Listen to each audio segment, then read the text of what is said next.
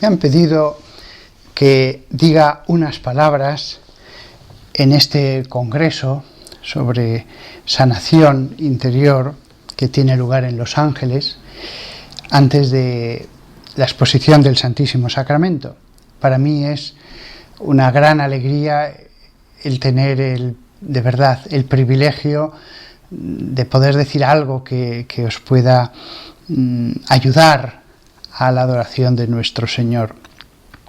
También quiero aprovechar para saludar a Monseñor Giovanni Battista, el obispo auxiliar de Guayaquil, al que conozco, y lo digo con toda sinceridad, no es una cosa diplomática, al que quiero de verdad.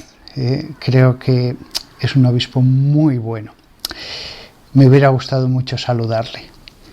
Pero bueno, hay un océano ahora mismo entre vosotros en ese congreso y yo, así que tendrá que ser la imagen con la que os salude. He pensado mucho qué decir antes de un rato de adoración. Y después de darle vueltas, me gustaría reflexionar un momento sobre lo que es la revelación. La revelación es el mostrar, el exponer, el quitar el velo de una verdad o un conjunto de verdades, de un conocimiento, a través de la comunicación con una entidad que es trascendente, una entidad que es totalmente distinta de todo lo demás, la deidad. Vosotros, como me pasa a mí, podemos ir ante el Santísimo Sacramento y hacerlo de un modo maquinal, rutinario, la costumbre, pero daos cuenta lo que significa la revelación, la deidad que se ha revelado, que nos ha dicho, esta es la verdad, este es el conjunto de verdades que yo, el Creador, os quiero decir. ¿Cuántas veces en películas y en novelas se preguntan, si estuviéramos ante Dios, ¿qué le preguntaríamos?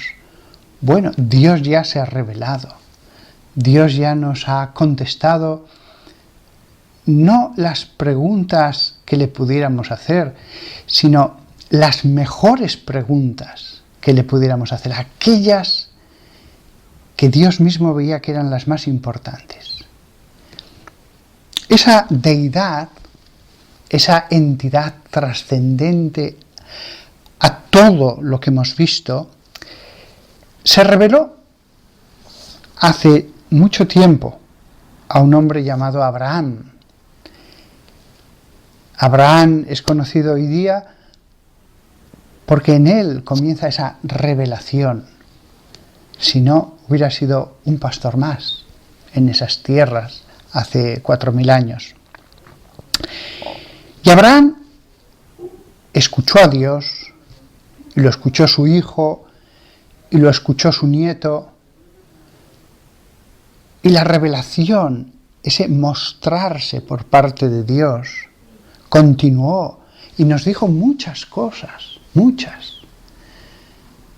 Habló a través de profetas, de hombres santos, nos habló a través de sabios. Finalmente, esa revelación culminó en Jesús. En Jesús se completa la revelación. Si bien habrá unos comentaristas, unos glosadores del Evangelio, que van a ser los apóstoles que escriban el resto del Nuevo Testamento. Y allí Dios va a acabar de completar la revelación. La culminación de la revelación de Jesús es, a su vez, completada con San Pablo, con San Pedro, con el apóstol San Juan, etc. La revelación lleva a la contemplación. Hemos dicho antes una verdad. La revelación nos lleva a la oración. La revelación lleva al diálogo con esa entidad que se ha revelado. Es un conocimiento que nos lleva a querer comunicarnos con el Padre Celestial. La contemplación del ser humano en la oración es una aproximación, un acercarse. Nos acercamos a Dios. Quizás para entender la belleza, la profundidad con que deberíamos hacer ese acto de ir a la oración, debería poner un ejemplo de cómo no hacerlo. Y creedme que en este ejemplo vamos a aprender todos. Una mujer se acerca a una iglesia, entra en ella y mirando al frente, hacia el retablo, hacia la parte de delante, le pide a Dios que se sane un problema de salud. Acaba de salir del hospital, le han dado una mala noticia, por ejemplo, que es diabética, y entonces le pide a Dios, ella, que no va a misa, que no ora nada, que ha tenido dudas respecto a la fe, que le sane.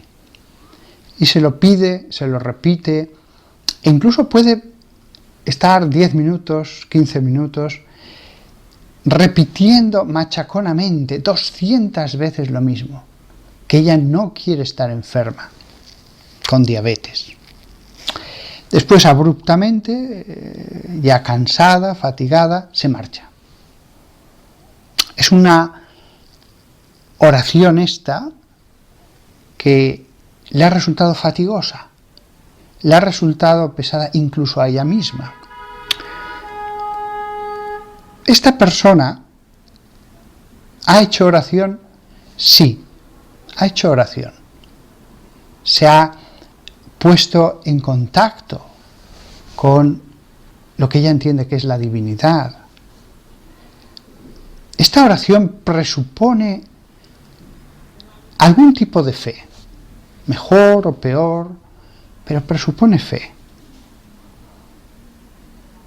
Después, a lo mejor, en el siguiente examen médico o varios exámenes médicos después, se descubre que no, que continúa con diabetes y grave.